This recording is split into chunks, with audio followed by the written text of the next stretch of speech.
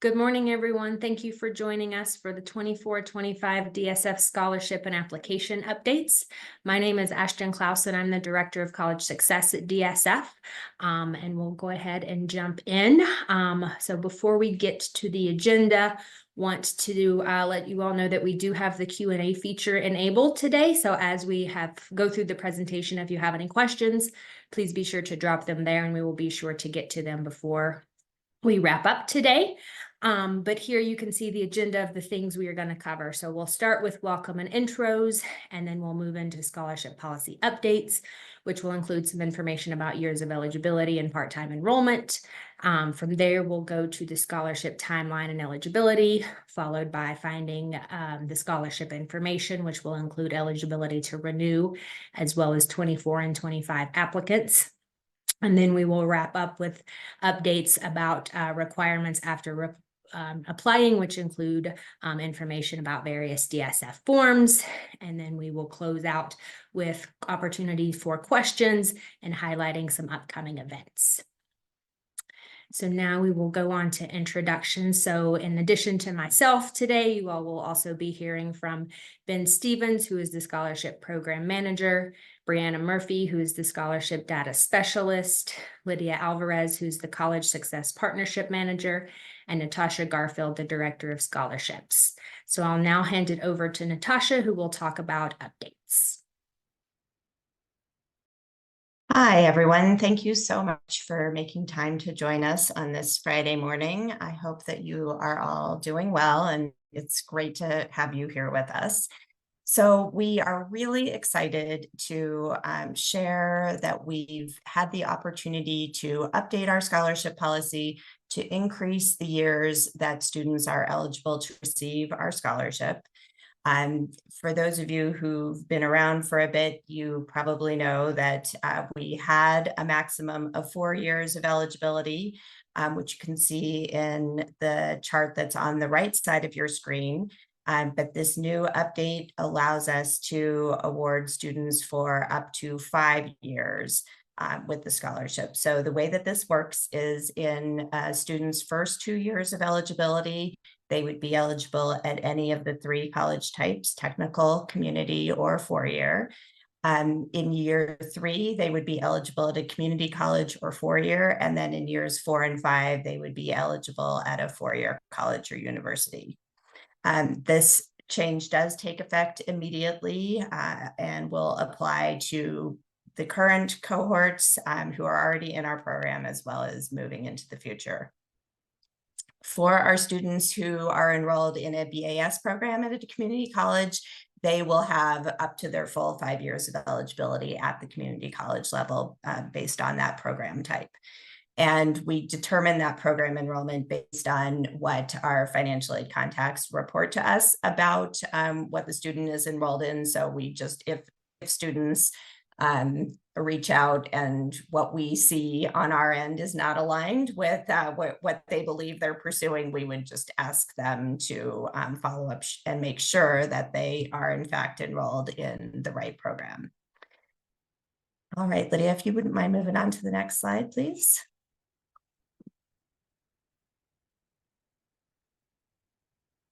Okay, so this is just showing you what the policy language looks like now that it's been updated, presenting the same information as the last slide, but just in a different form. So again, confirming that it's now up to a max of 5 years of eligibility, depending on the type of college the student is enrolled in. Next slide, please.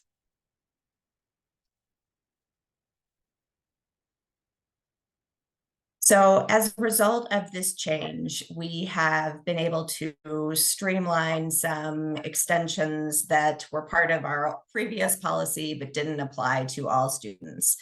We had a program extension which allowed students to ask for an additional year of eligibility if their degree required a higher number of credits than the standard program of that degree type. We will no longer offer that program extension since all students will now have an additional year of eligibility. Similarly, we had offered a COVID extension to students who were enrolled in the 2020-21 school year or had met all of their DSF requirements other than enrollment in that year. Because of this extension, or sorry, this change in eligibility that applies to everyone, we are retiring the COVID extension. So no one will have to wonder about whether a student did or didn't qualify for that additional time, because now everyone is getting the benefit of the additional year. Next slide, please, Lydia. Thank you. This next change is a fairly minor one, but it is important to the students that it affects. We, as you probably know, we have an opportunity for students to request part-time enrollment based on requirements of their program. So not something that students can ask for based on maybe their work schedule or things like that, but based on the way their program is set up or where they are within needing to complete prereqs, that kind of thing. And what we've changed here is that we used to limit part-time enrollment due to prereqs or developmental education to only one term, but we have shifted that so that if they are needing to complete up to a year of prerequisite requirements, they will be able to get approval for part-time enrollment for up to a year. Next slide, please. So those are the changes that we've implemented to the policy this year, and we're really excited about the change to the years of eligibility. Be happy to answer any questions that you all have, and you're welcome to either use the Q&A, or if you'd prefer to raise your hand and unmute, we would love to talk. So please share your questions with us. I know that we have one in the chat here, and this is a question. As a clarification, do years of eligibility start when they graduate high school or when they receive their first payment? Thanks for that question. So we start years of eligibility, based on when a student becomes a finalist for the scholarship, and that happens when they first apply and meet the initial eligibility requirements. So when they graduate from DPS and they apply for DSF, we confirm that they have graduated from DPS with a diploma, that they've earned at least a 2.0 cumulative high school GPA, and that they have met our enrollment requirement, which for most students is going to be 4 years in DPS. Once they meet those requirements, then they will be assigned to the cohort for that year.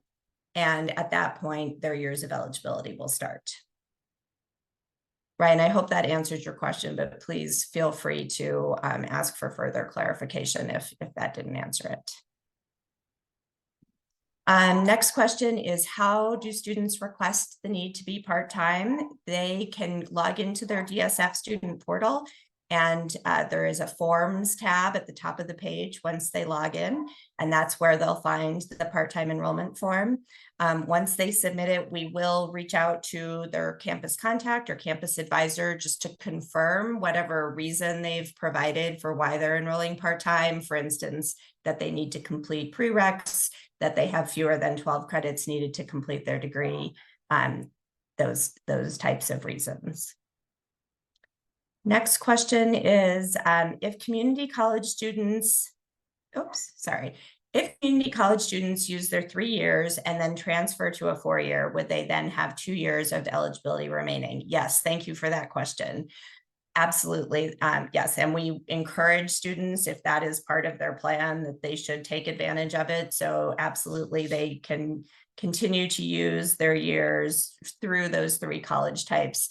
It is just limited, as I described, that in the first 2 years, it could be at any college type, year 3 at community or 4-year, and then years 4 and 5 only at a 4-year. And I think that's the end of our questions for now. If anybody has any others, please feel free to raise your hand or add them to the Q&A. All right, I'm not seeing any more questions for now, so I will hand it over to Ben. Okay, good morning, everyone. Thank you for joining us. So we'll sort of do an overview of the DSF scholarship policy for those who are sort of new to it or need a refresher. So this is the annual cycle at a glance. So we just opened the application yesterday, February 1st, and then it will close at the end of the day on May 1st. And then July 15th is the next major deadline for students. By that date, they need to complete their financial aid requirements at their college, as well as finalize their college choice in the DSF student portal on the main dashboard of their account. The first day of classes each term is the deadline for students to submit a part-time approval form, like Natasha was just describing in the DSF student portal. And then if they're not needing approval for part-time, then they do need to enroll in 12 or more credits, ideally by the start of classes, but for sure by census date. November 15th is a second chance deadline. So for any students who did not complete their financial aid by July 15th, they won't receive a fall award, but if they complete their financial aid by November 15th, then they can be considered for a spring or winter award. And we'll go into more information about these things. So next slide, please. So first, initial eligibility requirements. So we mentioned DPS enrollment. The student needs to be to have been enrolled in Denver Public Schools for all of high school or since they moved to Colorado. And then they also need to graduate from DPS with a diploma. For the high school GPA requirement, to become a finalist for the DSF scholarship, a student needs to have gotten a cumulative high school GPA of 2.0 or higher. If they are at a community college, then it needs to be 2.5 or higher, and then at a four-year college, 2.75 or higher. If they become a finalist, but their high school GPA is not high enough to meet the requirement for their college type, then they will need to do a high school GPA appeal with us, which is another of the forms that is available in their DSF student portal account. This is a need-based scholarship, and so we look at the student's student aid index, or SAI. Previously, we were looking at their expected family contribution, or EFC. Currently, the limit is 16,640. We use whatever is 2.5 times the current maximum SAI or previously EFC to qualify for a Pell Grant. So that is subject to adjustment depending on what the government decides about federal student aid. And then finally, we require Colorado residency. So a student needs to be classified by their college as an in-state student for the purposes of in-state tuition or state aid. And then they do need to be attending one of our college partners. There's 30 of them, and they are all in the state of Colorado. Next slide, please. So now that we're in the application season for next school year, we want to make sure that it's clear for everyone who should and should not or cannot apply. So talking about first-time or new applicants, they should apply if they meet those initial requirements of DPS enrollment, graduating with a DPS diploma or being on track to graduate with a diploma, minimum 2.0 high school GPA, meeting the financial need requirement, and then also being classified as an in-state Colorado resident. Some students are not able to even create a DSF account or access the application, and those are students who ever enrolled at a non-DPS high school in Colorado. If they attended high schools outside of Colorado, that is okay, as long as they transferred into Denver Public Schools and remained there for the rest of high school. Also, students who have not graduated yet, graduated with less than a 2.0, or received a GED instead of a diploma, they are also not able to create a DSF account or access the application. Other students can create an account and technically can apply for the scholarship, but we would advise against having them do that if we know for sure that they are not on track to graduate or meet the minimum GPA requirement. If they don't fall within our financial need threshold, if they're not eligible for in-state tuition or state aid, or they don't have any intention of applying to any of DSF's college partners. Those students, we would advise to not take the time to create an account and start the application because we know that they won't qualify. Next slide, please. And then looking at renewing or returning DSF scholars. So students who have previously become a DSF finalist, meaning they've been assigned to a cohort, or current scholars who have been receiving the scholarship should reapply if they still have remaining DSF eligibility and they plan to enroll at a DSF college partner next school year. And once again, finalist means that they were assigned to a cohort. Scholar means that they have received at least one DSF scholarship award. If there are ever any questions about who is eligible to apply or reapply, please reach out. Either encourage students to contact us, or you can reach out to our team as well. So how can you tell which students can and should reapply? So we'll be showing you tips for this using the DSF Partner Portal or Salesforce. But what you're looking for is students who are marked as eligible to reapply as renewal for 2024-25. They'll have an NA for ineligible to reapply. And then they'll also have a marker for what college type or types they're eligible for next school year. There's a report that you can use to look at renewal applications for next year. And then a couple things to keep in mind, and we'll talk more about this, is whether the student met their initial payment deadline, and then also whether their high school GPA meets the minimum for their intended college type. And we will go into more information about those things in a little bit. So I mentioned we will give tips for how to sort of interpret this information in Salesforce, and for that I will hand it over to Brianna. Thanks, Ben. Yeah, so I'm Brianna, I'm the scholarship data specialist, if you haven't met me yet. So I'm just going to be talking about what you might see in the partner portal and how to interpret that to help students apply and receive the scholarship. So this is what you're going to see from a student's contact record. So if you want to look up eligibility for an individual student, you can either search by their college ID or by their name in the partner portal. Of course, I'm sure you all know, just making sure usually that college ID is going to be more accurate if you have students where there's multiple students with the same name.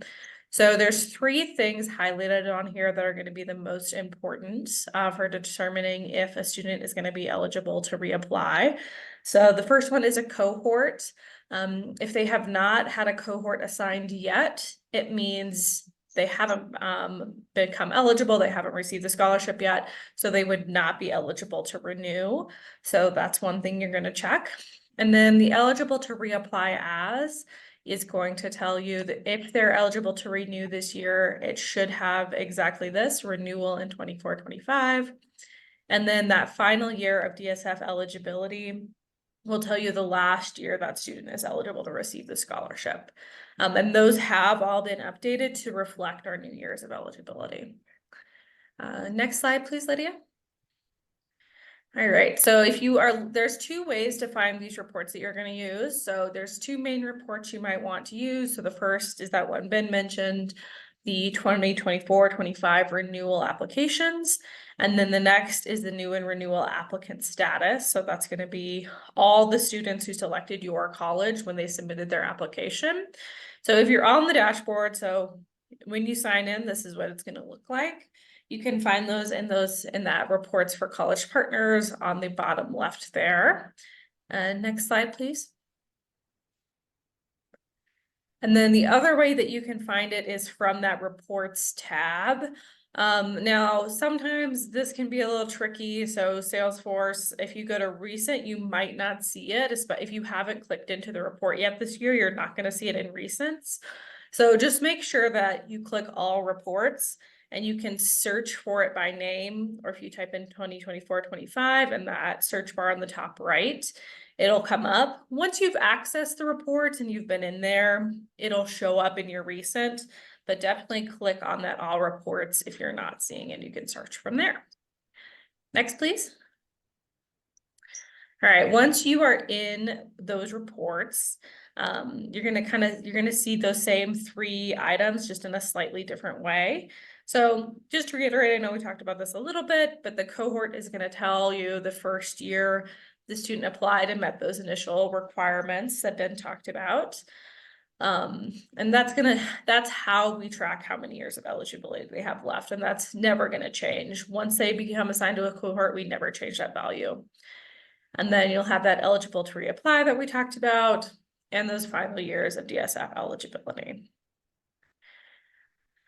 So some students might have a message if they are no longer eligible to apply. You're going to see this ineligible to reapply ever. So most of these are self-explanatory. You know, their years of eligibility expired, they didn't meet some other requirement. But if you do have any questions about these, feel free to reach out, or if you think it's not correct. But pretty self-explanatory there. And if they are eligible to apply or renew, they'll just have an NA in that field. Next, please. And I think we are back to Ben. Thank you, Brianna. So there's a couple of important deadlines to be aware of here. So students have until the year after their high school graduation to apply for DSF for the first time. So for example, students who graduated high school last year in 2023, this year is their second and last chance to apply. So they have until May 1st to submit their first DSF application. So this is sometimes called our 1-year window for applying. There's also a deadline for them to receive their first DSF award. So they need to receive a DSF payment by the end of the calendar year after their high school graduation. So again, as an example, last year's high school graduates have until December 31st of this year to receive their first award.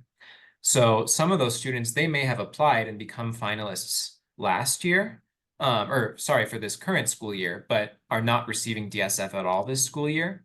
So they can again reapply this year, and they need to receive their first award this coming fall 2024 in order to meet their payment deadline. If they miss that payment deadline, then they can no longer be considered for the DSF scholarship and are not eligible to reapply.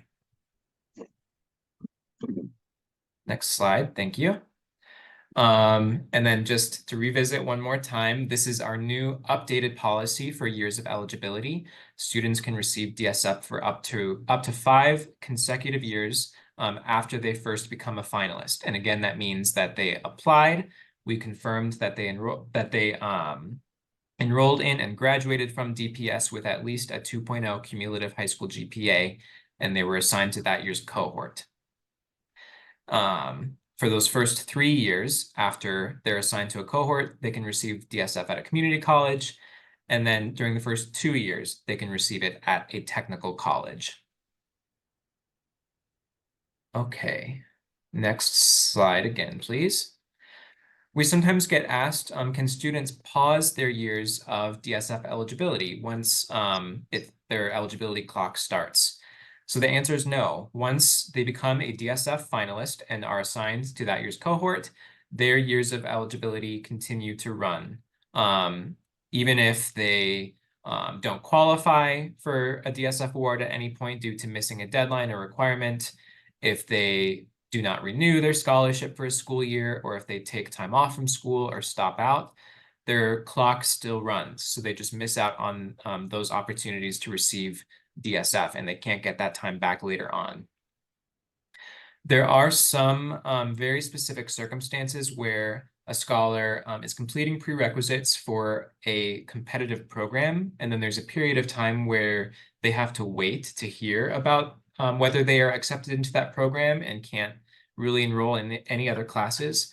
So if a student is in that situation, then they can submit an appeal to explain that they're in that situation. And if we're able to confirm with their advisor or their campus contact that that is the case, then we can extend or adjust their eligibility to account for that period of time where they are waiting and can't enroll.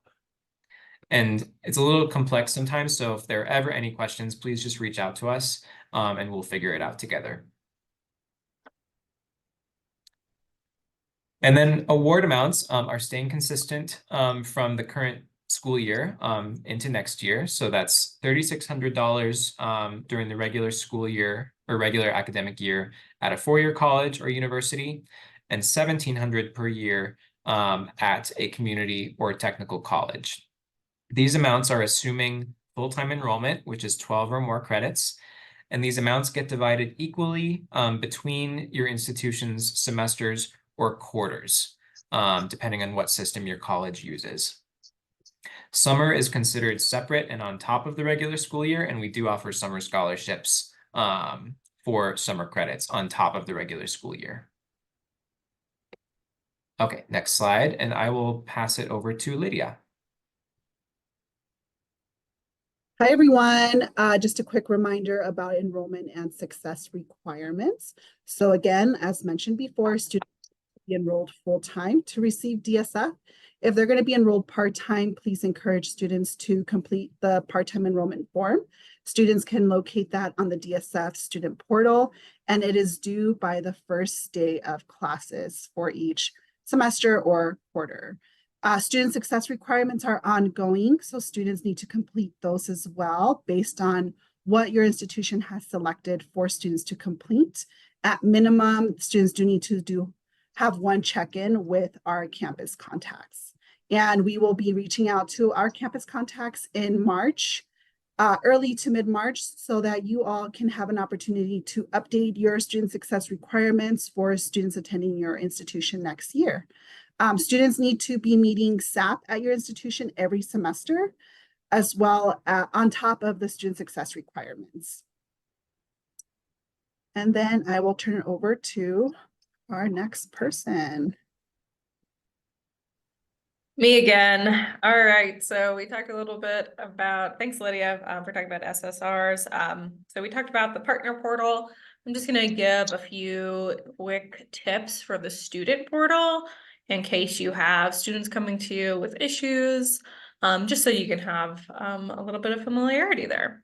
So there's two ways students can get to the student portal. There is a link on the DSF website, or they can go directly here. It's portal.denverscholarship.org. And this screen right here is what you're gonna see, what they're gonna see when they first sign into the portal. So a couple things. So most of the students you're going to be working with are going to be doing renewals.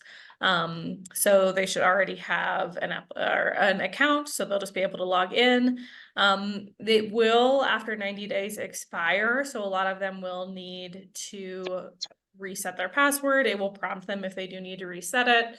And if they just forgot their password, they can do that as well. Next, please.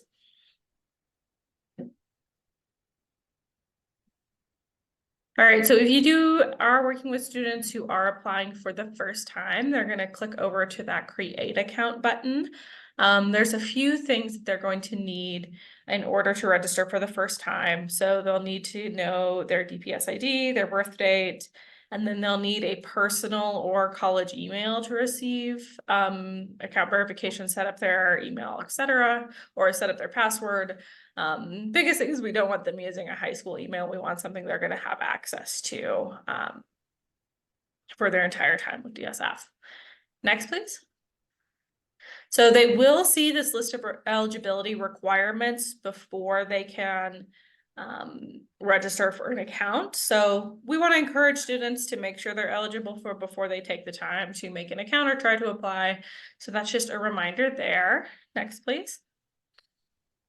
And then if a student isn't eligible, so those few things been talked about where they would not be eligible to apply at all. So that's if they have not met DPS enrollment, or if they already graduated with less than a 2.0 GPA, then they're not going to be eligible to apply at all. If they think that's incorrect, they can reach out to us and we'll be able to help them then. Next, please. And then once they log in, this is what they're gonna see. The scholarship is now open, so if they're eligible to apply, they will have the status. It says start application. Once they've started the application, they can save and log out and come back. It'll say continue application. The one thing to note is if it is someone who's applying for the first time, they must also list 2 additional scholarships they've applied to, plus a student support program, or 3 additional scholarships. So that will be required before they can submit their application. Next, please. And then if there's a student who's renewing, but they're no longer eligible, they will see a message of why. Again, if they think that this is incorrect, they can submit a case with the get in touch button, or they can give us a call and we'll be able to help them after with any issues that they're having with that. Awesome. And if there's any questions about the portal, you can drop them in the Q&A or in the chat. And if you're having issues getting in, you can always reach out to me or Ben. Thank you. Hi again, everyone. So we do have a number of resources that you all can use to encourage students on your campus either to renew if they have previously been a scholar, or if they are in their first year of college and maybe didn't know about DSF when they were graduating from DPS. We would love to have you encourage those students to apply as well. And all of the materials to do that kind of promotion is in our scholarship toolkit. So we'll be sending out the link in the follow-up materials from today. Included in there are digital postcards, digital posters that you can print if you have a space where students tend to gather, that where you want to post that. We have some graphics that you can share on social media along with captions to use. We have application tips for using the DSF student portal, as well as a one-pager that goes over the eligibility requirements and can be really helpful if you're talking with a student about whether they should apply. That's a great tool to walk through with them. Students, oh, sorry, Lydia, I wasn't quite ready.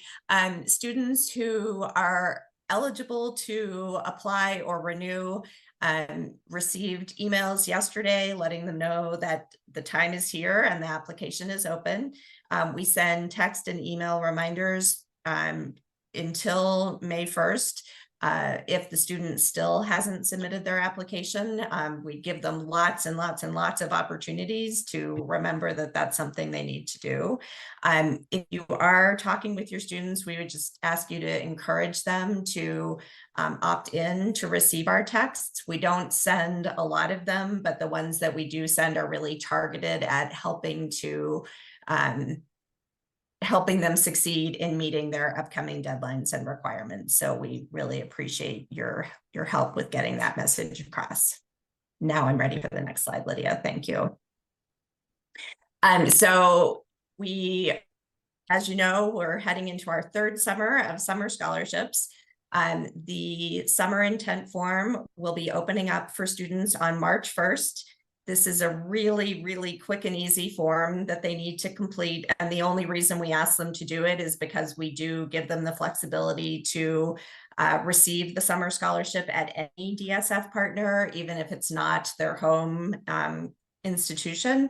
And the only way we can do that is if they tell us where they're planning to enroll for those summer classes. So it should take students less than 5 minutes to complete that form, because really all it's asking them is, are they planning to enroll for summer classes? And if so, are they staying at the college where they've received an award during this school year, or are they planning to take their summer courses somewhere else?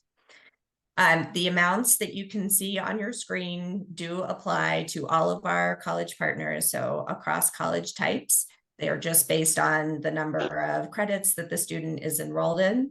And the main thing that students need to know is they do have to have received a DSF award in the 23-24 school year to be eligible for a summer award. And they need to be meeting SAP at the end of the spring term.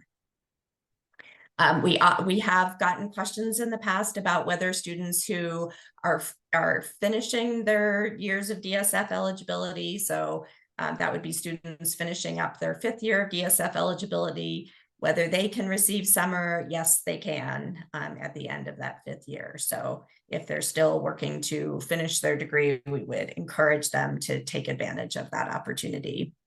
And the deadline for students to submit that summer form is June 1st. And that is not a date with any flexibility to it. So they really need to get it done by that deadline.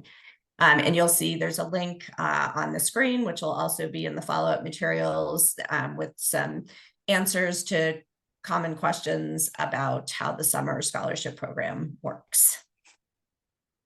And with that, I will hand it over to, I think, Ashton or Lydia. And Natasha, we had a couple of questions about Oh, summer sure. that are Okay. worth answering, I Great. think. Yes, thank you.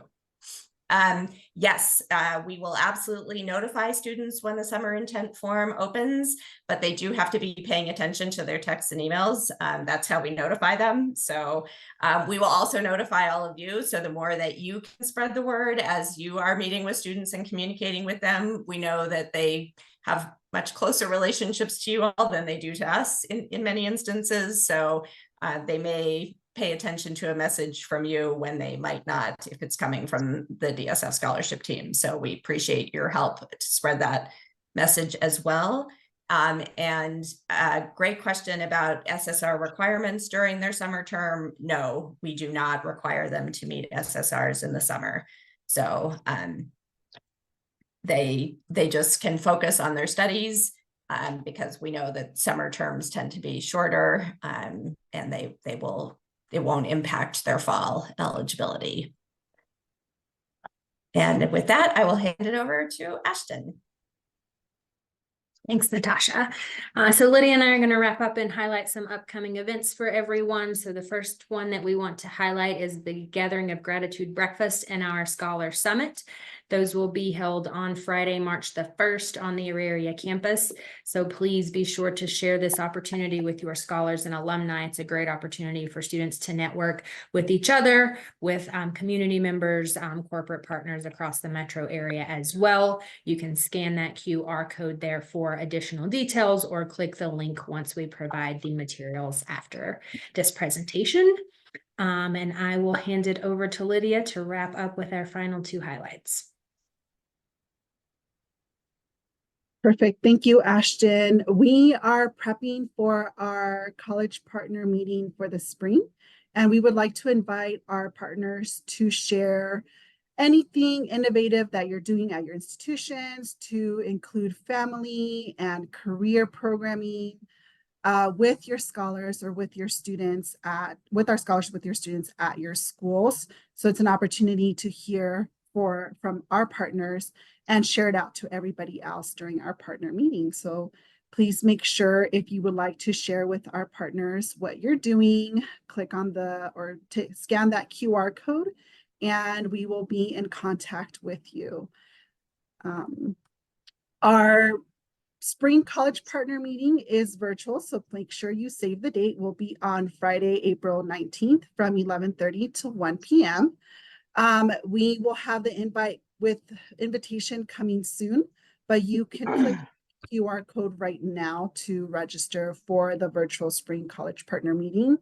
As always, partners who RSVP by April, the beginning of April, will be receiving a gift card for lunch. And we will have 3 different lunch options on there. DSF staff on the call, we do not qualify for this, unfortunately. So it's only for our college partners. And just if you all have any questions regarding scholarship or application questions, please reach out to either Ben, Brianna, or Natasha. Any SSR or MOU questions, please reach out to me directly and I can support you with that. Students are encouraged to contact the scholarship team through the student portal. They can click on the Contact Us link, and that'll direct them to either our phone number or a questionnaire that they can fill out, a form, and it'll go directly to the scholarship team. Oops. With that, we are at time. So I do want to turn it over to Natasha for any other items that you want to cover before letting everybody go. Thank you so much, Lydia. We do have a couple more questions in the Q&A. Please feel free to continue adding your questions now, or raise your hand if you'd like to chat with us. So first question is, do students need to be registered for their summer courses at the time of submitting their summer intent form? Absolutely not. There is no downside to submitting that form. So if summer courses are even just something they're vaguely considering, they should submit the form. They can change the college that they've chosen for summer as many times as they want until June 1st. So there's absolutely no downside other than spending the 2 minutes or less to do it. Next question is, I'm new to DSF and not yet on the listserv. How can someone be added to the list? Thank you for that question. I really appreciate you bringing that to our attention. I'd say that the best option is to, Lydia, I hope you'll forgive me for saying this, but send an email to Lydia. Her email's on the screen, and she will determine how we should categorize you, either as a campus contact or a financial aid contact, and we'll make sure that you are on the list. So thank you for that. I did want to go back to a few of the questions that folks had entered that I responded to in writing, but I think it's probably, since we do have a couple minutes, it's probably worth covering those live as well. One question was whether students have been informed about the change in years of eligibility and how it applies to them. Students did receive an email yesterday notifying them about the additional year of eligibility if it applies to their cohort. So the 2020 cohort is kind of a special group. They all received the COVID extension, so they already had 5 years of eligibility. So that group was not informed of any change because it doesn't have a direct impact on them. But all of our other cohorts who will see the difference in their years of eligibility were notified yesterday if they're still eligible for the scholarship. And then the next question is the reasons for part-time enrollment. So those, if you look at the answers to the Q&A, the list is there. And it's also available on our website and in the scholarship policy. So we'll specifically include that in the follow-up materials, but I'll just read over the list. One is if a student is in a certificate program and they actually don't need to request approval for part-time enrollment. If they're in a certificate, they're just automatically eligible if they're enrolled less than 12 credits. If they're in a program that is designed to be less than full-time, which would be something like a program for students with disabilities. Sometimes there are programs that have an internship or practicum component where the program is set up to be less than full-time for a particular term. If the student is close to finishing their degree and needs fewer than 12 credits to graduate. If the student, as we talked about before, must be enrolled part-time because of prerequisite requirements, so that where they have to complete those requirements before they're able to be full-time. If they have to complete developmental education before enrolling full-time, or if it's a condition of an academic appeal. We also had a question about whether the 2 terms or a single academic year's worth of part-time enrollment due to prereqs had to be consecutive. It does not. It could be non-consecutive. It's just that it must be required that the student is enrolled only part-time while they're doing those prereqs. And then the final thing that I wanted to move on to, let's see. Great question. If students are part-time, do they still get the full award? No, their award will be prorated based on the number of credits that they're enrolled in. So thank you for clarifying that. So we did have a question, which is something that we also are really interested in talking with you all about. And that is about the current situation with financial aid and this year's FAFSA, or the 24-25 FAFSA. So the question that was asked is, because of the delays from the Department of Ed and the release of FAFSA data to institutions, has DSF discussed any flexibility to the July 15th financial aid deadline, just in case there are further delays? That is something that we have started to talk about, and we are really interested in your input. In past years, we've had conversations about the July 15th deadline and its importance in prompting students to get their financial aid requirements completed before the school year starts so that they are awarded their aid. And so I think before we make any changes or consider any extensions to that deadline, we would like to hear from all of you about what kind of impact it might have on students' ability to start the semester with their aid in hand. So I'm going to open up the floor and just invite folks to unmute and comment with any thoughts that you might have about kind of what your institution is doing about the delays, how you're messaging it with students, what your thoughts are about what DSF can do. In particular, I think if institutions are looking to extend priority deadlines for financial aid applications, and if institutions are considering delaying any deadlines for enrollment commitments from students, I think that information is going to be particularly valuable to us as we're thinking about how DSF should respond. This is Cindy at Regis University. I'll get us kind of Hi, Cindy. started. Great. I will say that we are still asking our students to do a March 1 deadline for filing the FAFSA.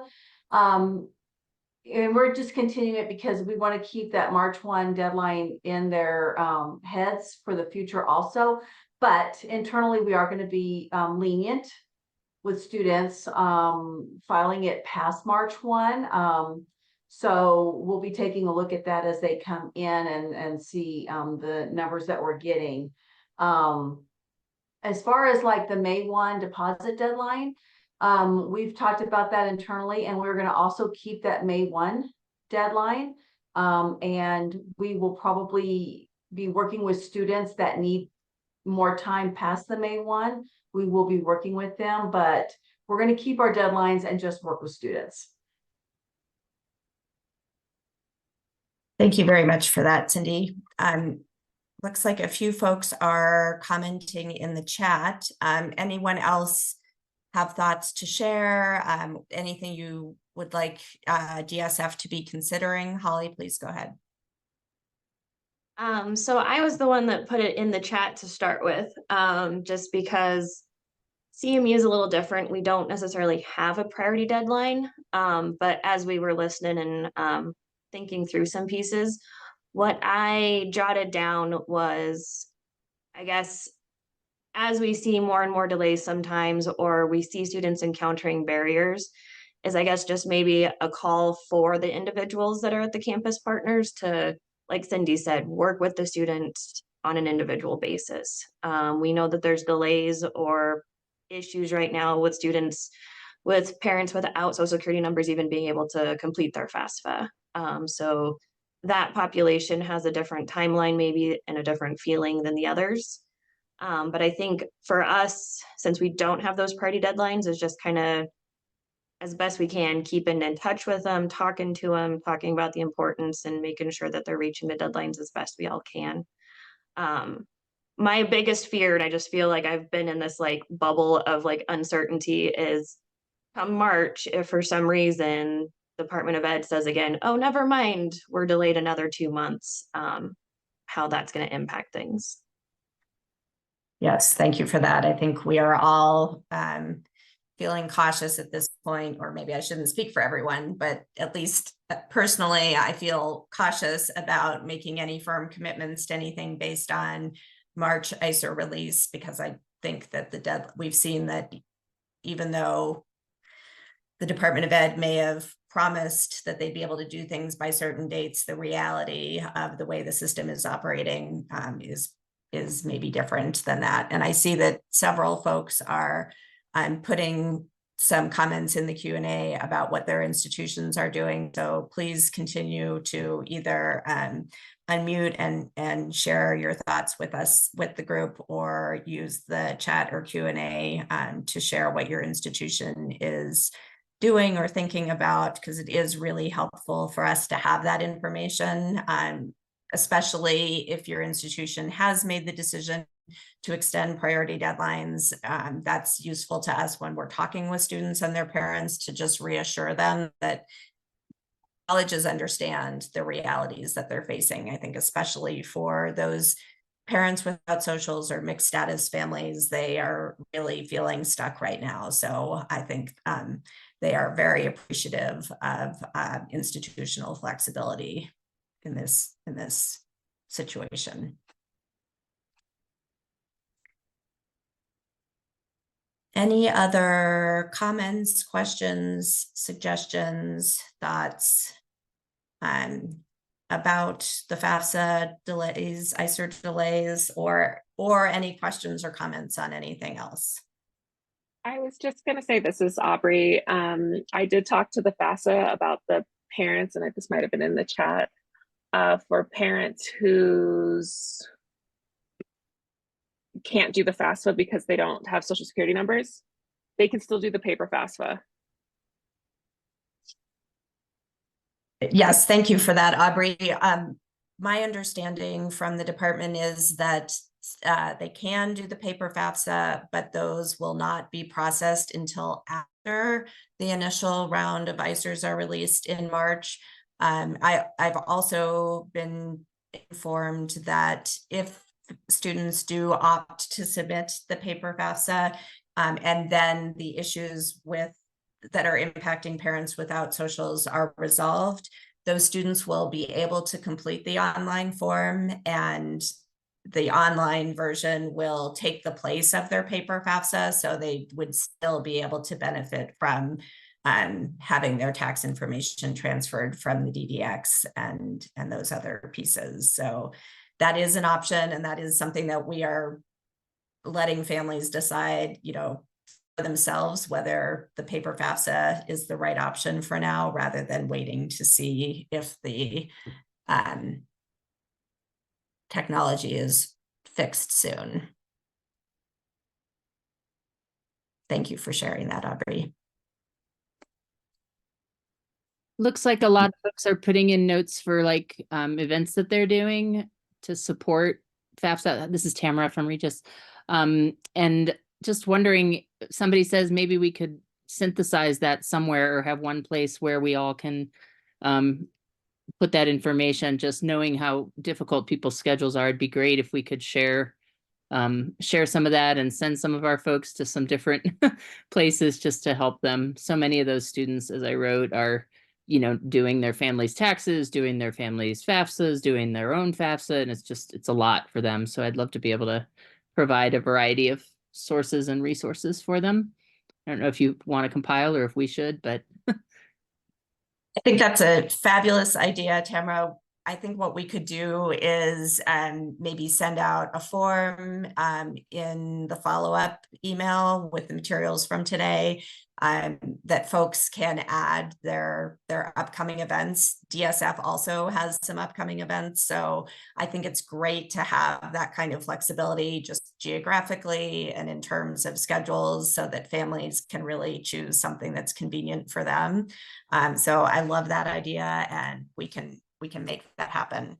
And then we'll put that together in a, Excel sheet or something like that in Google and send it along so everybody can have access to it and share it with students as appropriate. Natasha, and I want to add that for any of our college partners, if there's an event for FAFSA support, CASFA support, anything that's open to all DSF scholars that you would like to invite, I can add that information to our DSF digest as well that comes out at the beginning of the month. February digest will be coming out next week for everyone, and we do have a section for student opportunities in there. Also want to point out, I will be adding information for our community workshops through Capital One. So we have partnered with Capital One. We have 2 more workshops coming up, one in February and one in March at the Capital One Cafe downtown. And students can schedule time for a 1-hour appointment. So I'll include that information and the form that we'll create or anything that you want to be included to the DSF Digest, just please send it to me and I'll make sure to include it on a monthly basis. Awesome. Thank you, Lydia. We do have one more question related to FAFSA simplification. I know we're almost at time, so I'll address this. And Ryan, we can absolutely continue the conversation about this after the meeting today.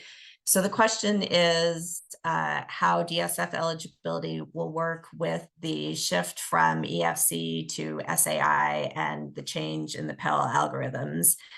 I appreciate you raising this question, Ryan. We have looked closely at what we understand about the new guidance on how Pell eligibility is calculated, and there is still a way to use a calculated SAI to determine if a student qualifies for Pell. So that is what we intend to use, and that's the calculated SAI minus the minimum Pell amount.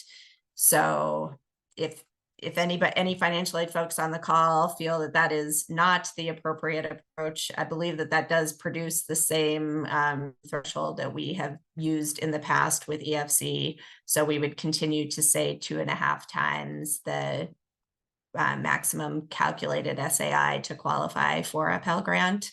That is our plan. But we are always open to your input about how we might think about that definition. All right, well, we are at time. Very, very much appreciate all of you joining us and engaging in this conversation, sharing what's happening on your campus to support students with this challenging FAFSA environment.